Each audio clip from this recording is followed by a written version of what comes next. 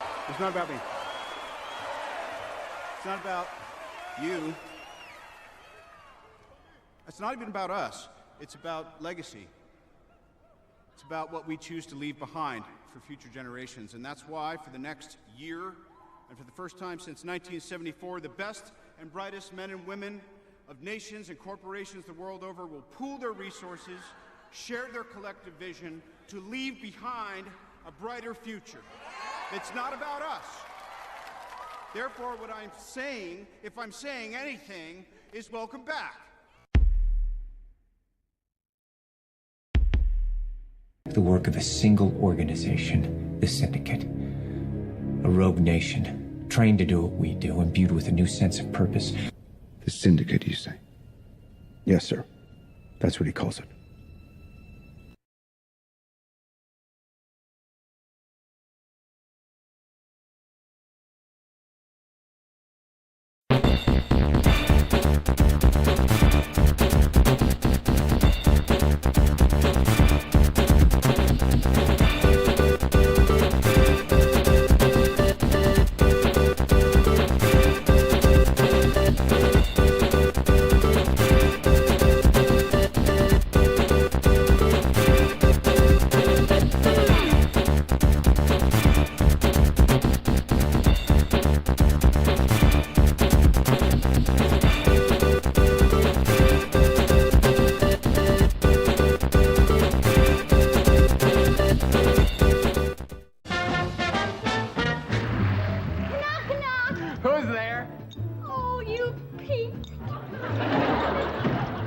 Drinking problem that's affecting my work. You don't drink when you're working. That's the problem.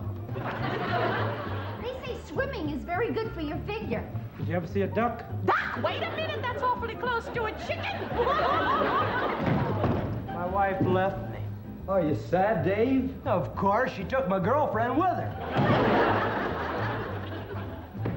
I think my wife is expecting. Oh, how can you tell? She brought a kid home from the hospital. I ran into an intellectual southerner yesterday. Told me he was a Zen Baptist. Hey, by Henry Gibson. My wife is always asking me for money. Gisela? What does she do with it? I don't know. I never give her any. Hey, Ruth, do Indians really walk Indian file? Oh, I know one that does. Alan, isn't your name Ignatius Shignasty McNeary? It's Grabowski. Wait a minute. Ignatius Shignasty. Goldie, listen to this. Ignatius Shignasty McNeary Grabowski. That's one heck of a name. Don't push me. Don't push me. Up in Harlem, we call this the Chelsea Brown Show. Well, ring my child. Hey, when you go into a bar, why do you always order doubles? Oh, I hate to drink alone. That's dumb, Dick. Let's welcome Chelsea Brown singing Key Largo.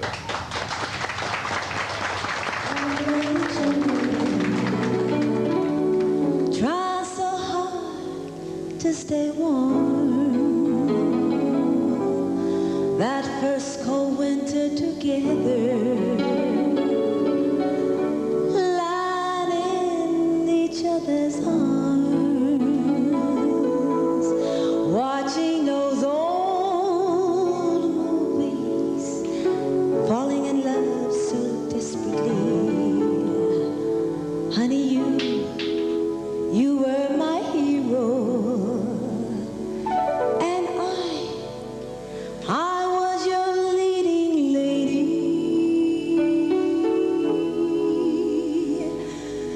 We had it all.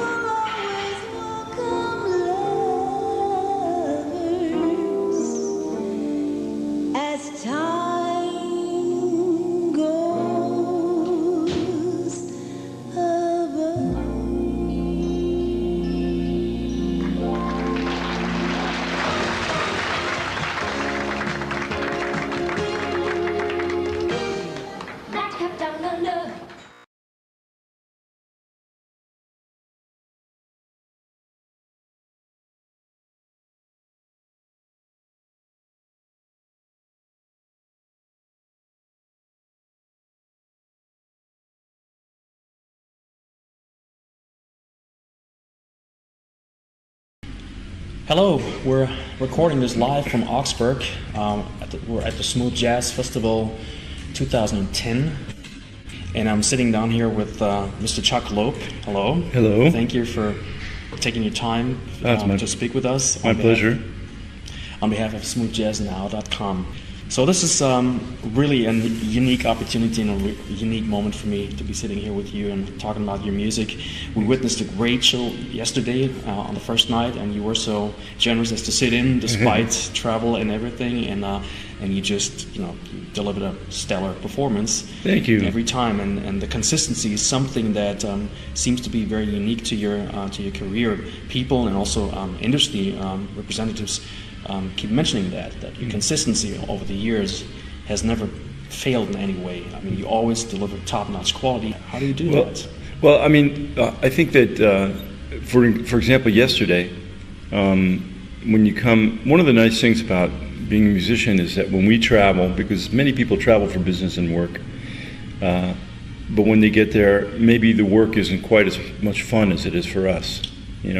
And because we travel and it's a difficult day and everything, we get there and we're going to share music with people. So what could be better than that? So we show up and there's Rick Braun and Schultz and a great band and a beautiful venue and public, and everybody's waiting to hear music.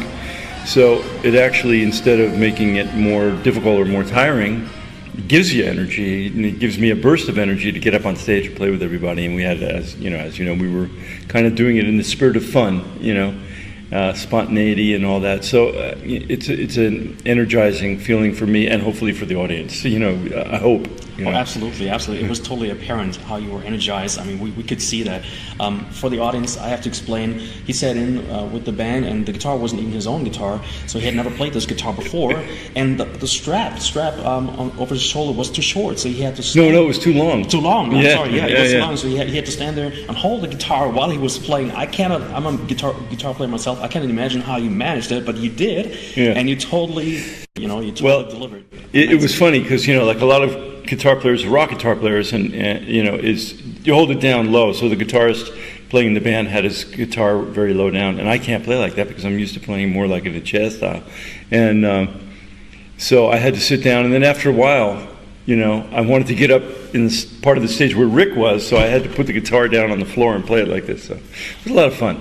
I hope to get some footage of that. I shot that with the camera. Oh, you did? Okay, cool. The footage came out right. Yeah, that was. I don't know what it sounded like, but it looked. I would like to speak about your last record as a leader first, and then maybe we can segue into a little bit of foreplay.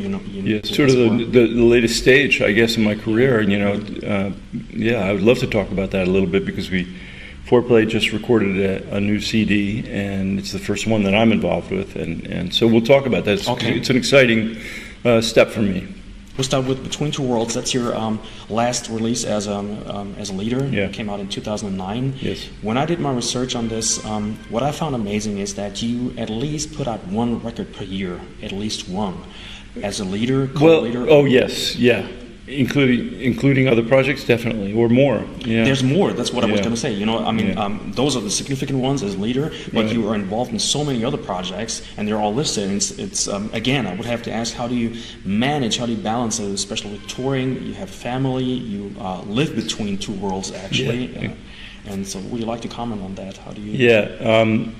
I think the answer actually is kind of visual. You see these bags under my eyes. I don't sleep a lot. No, it's partially because the music business is when you work in the music business, it's very important to be doing a lot of different things, because when one thing ends, for example, when I do my own CD, like Between Two Worlds was March of 2009 was the release. I won't do another CD until probably March, April, or May of 2011. So it's 2 years. And I think as a musician, you're always trying to keep the flow going of the creativity, because it's well, first of all, it's a reality of work, because you want to have income from different projects coming in, but also. I think Miles Davis once said, I think it was him that said, music is an addiction. And it is, really. I mean, I think playing music and being part of the creativity is addictive, and listening to it too is addictive. You know, when you find something that you really like, it's like, I want to listen to that again, I want to listen again, I want to eat more of that artist or whatever, which is a good thing. You know, it's a good addiction. You don't have to go to rehab for it. But for me, you know, it's like I'm already like starting to think about what I'm going to do next when I'm in the middle of the last project, because and I want to keep that feeling going.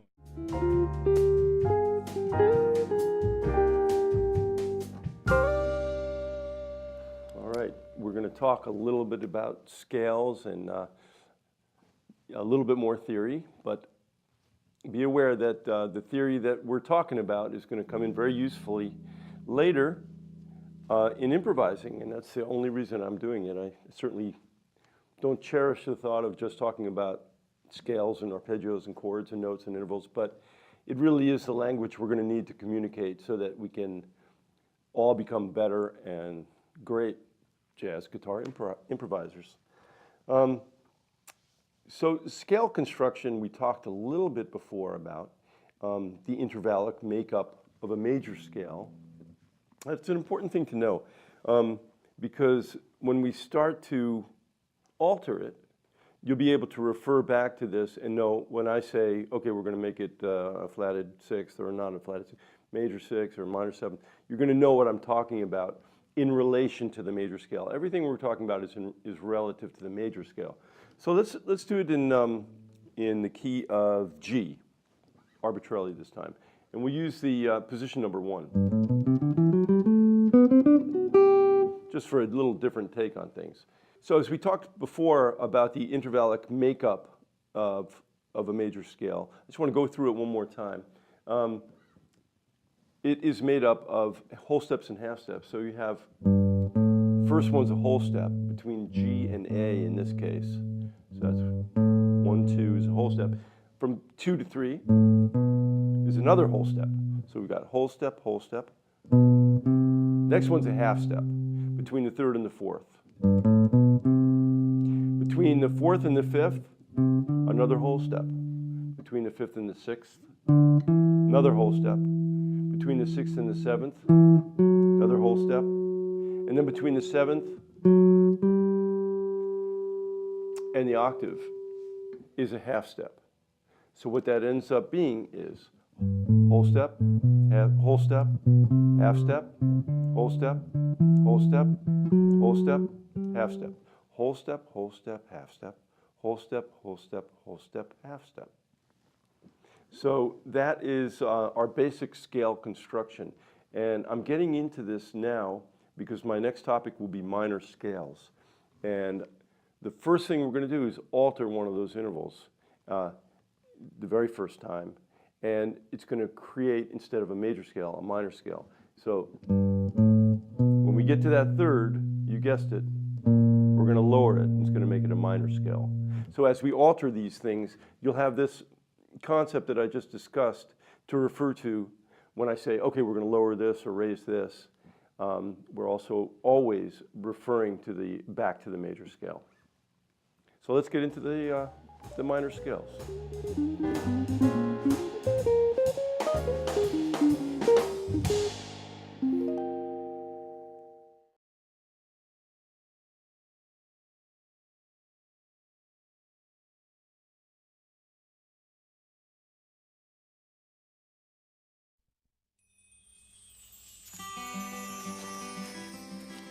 Pandora. It's a town where nothing much ever happens. This is where I live with my family. Doctor said we'd be lucky if Arnie lived to be 10. I could go at any time. Arnie, don't be rude. Some days you want him to live. I kill him, Gilbert. I know, buddy. Okay, son, come down now. Bye. Some days you don't. When is this gonna stop? And then there's Mama. That's my mom in there. You see, with Mama, there's no nice way to break it to you. She's not all that big, Gilbert. I saw a guy at the state fair who was a little bit bigger. I haven't always been like this. I haven't always been like this. Gilbert, I'll need a delivery later. If nothing ever happens here. It's those lobsters, isn't it? Why does it always happen to me?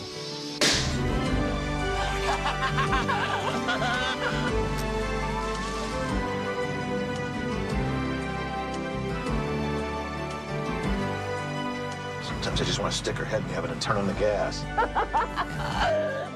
I got nowhere to go. Gilbert, please don't disappear. We're taking him in. We've warned you. We've warned your sister. They say there's a reason for everything. My son! Give me my son! Maybe someday I'll figure out what it is. Oh, look, it's a praying mantis. You know how they mate? The male will sneak up on the female, and she'll bite off his head, and the rest of his body will keep on mating. And then when they're done, she'll eat him.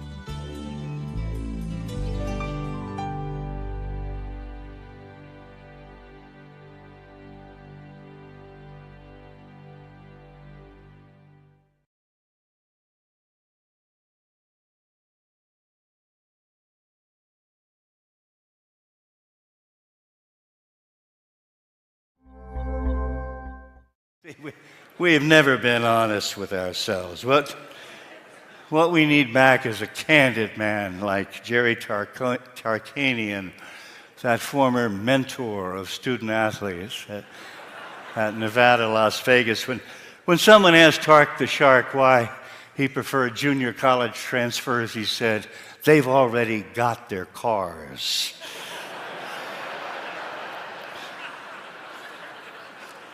But is the emphasis on college sports ever going to change? No.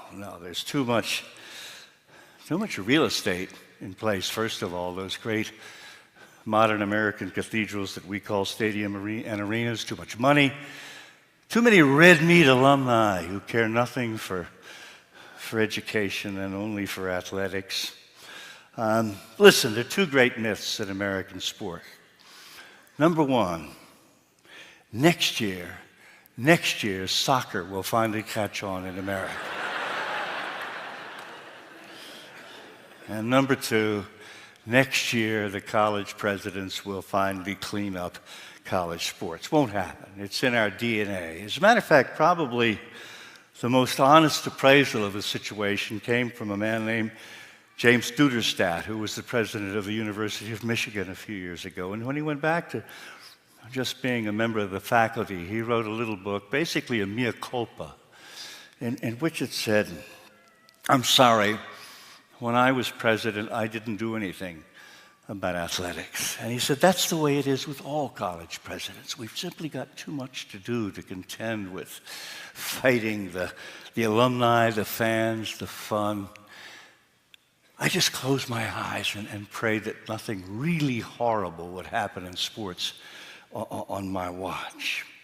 However, notwithstanding, I've always thought that there's one element which has little effect on the popularity of big-time sports, but which harms education more than anything else and just might be changed, and that is the athletic scholarship. It's so hard to justify. First of all, it's grossly hypocritical. The football and basketball players, who, as you know, are in so many instances poor black kids from the inner city, they're precisely the ones who are acting as unpaid entertainers, ideally supposed to support the entire athletic budget. They must work on their sports year-round, and for my money, they should get paid. Hey, they call basketball and football the revenue sports. Why is it that the players are the only ones who don't share in the revenue? But then there's the other side of the coin, all the other sports. Let's take track and field athletes at UCLA, or hockey players at Notre Dame, tennis players at North Carolina, golfers, wrestlers, volleyball players. Why do they get scholarships for their extracurricular work when the college men and women who say play in the orchestra, work on the campus radio station, act in campus dramatics? Why do athletes get scholarships for their extracurricular work and those other talented students don't? And you know, I have never found an athletic director or the president of a big-time college who could tell me why a tennis player should get a scholarship, but a piano player shouldn't. Well, it wasn't just the magazine that was scared of that. the NBA itself and sports were afraid too many black players are going to turn white fans away. Not only was it our magazine who was afraid of that, endorsements. It was very common for the best African-American players not to get endorsements, while lesser white players did. You didn't want your product identified with the black player. You were afraid that was going to scare, some whites away from your product. So it was across the board. There was no question about it. There was and Frank, you go a step further. The fear of that. If I can quote from your book, you write that given the existing journalistic mores at the time, a great many white reporters were something of default racist. I think that's true. I think that we were going, all of us white folks were going through a transformational period, and that we still retained with us, if reluctantly, and I think we were somewhat embarrassed, but nonetheless it was the case, so some residual racism that, thank the Lord, was passing by. I think one thing about being in sports, whether as an official or in my case as a journalist, is that you got to deal personally with black athletes, and then that might have changed your opinion. In fact, I think it did with a lot of sports writers.